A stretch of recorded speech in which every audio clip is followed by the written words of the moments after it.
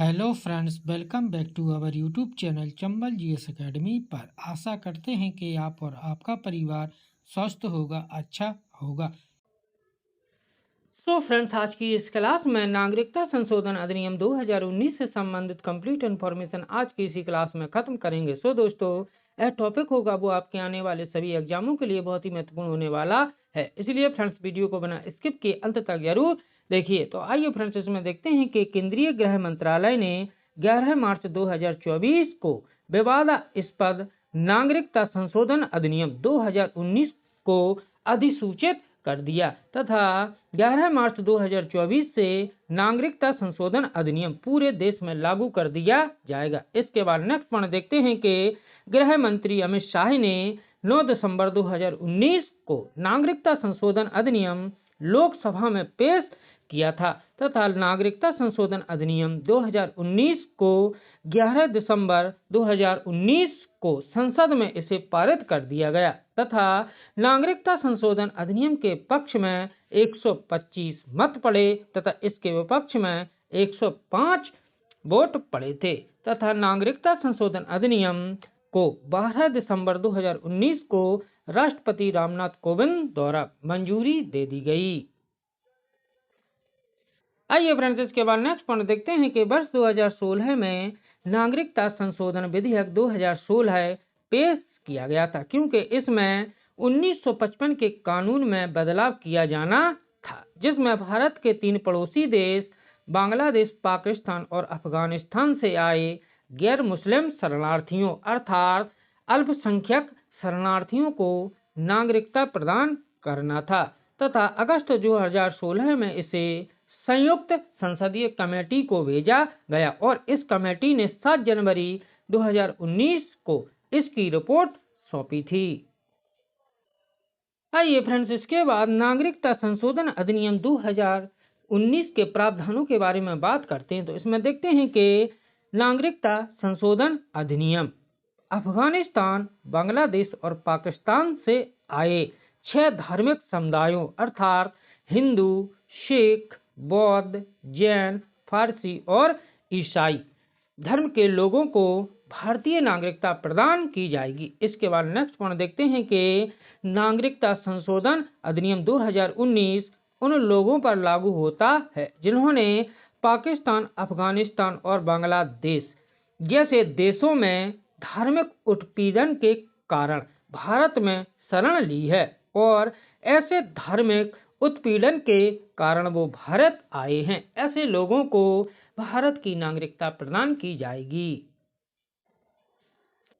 आइए इसके बाद नेक्स्ट पॉइंट देखते हैं कि हालांकि केवल वही शरणार्थी जो 31 दिसंबर 2014 को या 31 दिसंबर 2014 से पहले भारत में प्रवेश कर चुके हैं, उन्हीं लोगों को भारतीय नागरिकता प्रदान की जाएगी। इसके बाद नेक्स्ट देखते हैं कि नागरिकता प्राप्त करने के बाद ऐसे प्रवासियों को भारत में उनकी प्रवेश की तारीख से भारतीय नागरिक माना जाएगा और अवैध प्रवासी के रूप में उनकी स्थिति या उनकी नागरिकता के संबंध में सभी कानूनी कार्रवाई बंद कर दी जाएगी।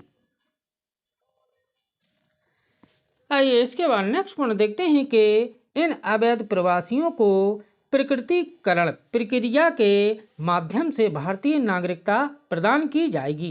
प्रकृतिकरण प्रक्रिया के तहत एक निश्चित श्रेणी के विदेशी नागरिक को भारतीय नागरिकता के लिए आवेदन करने से पहले भारत में कम से कम 11 साल रहना पड़ता था, लेकिन नागरिकता संशोधन अधिनियम के तहत भारत में निवास की आवश्यक अवधि को घटाकर 5 वर्ष कर दिया गया है। अर्थात पहले जिन शरणार्थियों को भारत की नागरिकता प्राप्त करने के लिए कम से कम 11 वर्ष भारत में रहना पड़ता था, उस समय अवधि को घटाकर अब 5 वर्ष कर दिया गया है।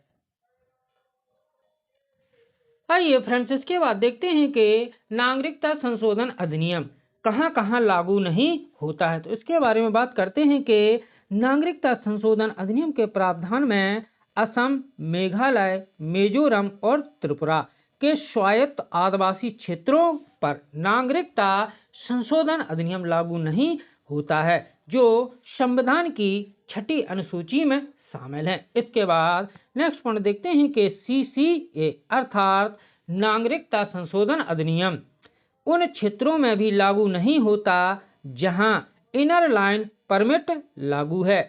इनर लाइन परमिट में अरुणाचल प्रदेश, नागालैंड, मिजोरम, मणिपुर आदि स्टेट शामिल हैं। आइए इसके बाद नेक्स्ट पॉइंट देखते हैं कि इनर लाइन परमिट अर्थात ILP भारत सरकार द्वारा जारी एक आधिकारिक यात्रा दस्तावेज है जो भारतीय नागरिकों को सीमित अवधि के लिए संरक्षित क्षेत्र में यात्रा करने की अनुमति देता है तथा आंतरिक परमिट लाइन क्षेत्र के बाहर रहने वाले किसी भी भारत के किसी भी नागरिक को संरक्षित राज्य में प्रवेश करने के लिए परमिट प्राप्त करना पड़ता है। आइए इसके बाद नेक्स्ट पॉइंट देखते हैं कि नागरिकता संशोधन अधिनियम 2019 भारत में एक बेहद विवादास्पद कानून है जिसमें भारत में पहली बार धर्म के आधार पर नागरिकता दी जा रही है। आइए इसके बाद नेक्स्ट पॉइंट देखते हैं कि गृह मंत्रालय की 2021 की रिपोर्ट के अनुसार 1 अप्रैल 2021 से 31 दिसंबर 2021 के बीच पाकिस्तान, बांग्लादेश और अफगानिस्तान से आने वाले गैर मुस्लिम अल्पसंख्यक समुदायों के लगभग 14 से 14 व्यक्तियों को नागरिकता अधिनियम 1955 के तहत पंजीकरण या प्रकटीकरण के माध्यम से भारतीय नागरिकता प्रदान की गई है। आइए इसके बाद नेक्स्ट पॉइंट देखते हैं कि नागरिकता संशोधन अधिनियम 2019 से भारतीय नागरिकों का कोई सरोकार नहीं है। संविधान के तहत भारतीयों को नागरिकता का अधिकार है तथा नागरिकता संशोधन अधिनियम 2019 भारतीय नागरिकता को नहीं छीन सकता है। यदि फ्रेंड्स वीडियो अच्छा लगे तो वीडियो को लाइक करें, शेयर करें तथा चैनल को सब्सक्राइब करें जिससे नेक्स्ट वीडियो का नोटिफिकेशन आपको आसानी से मिलता रहे। जय हिंद, जय भारत।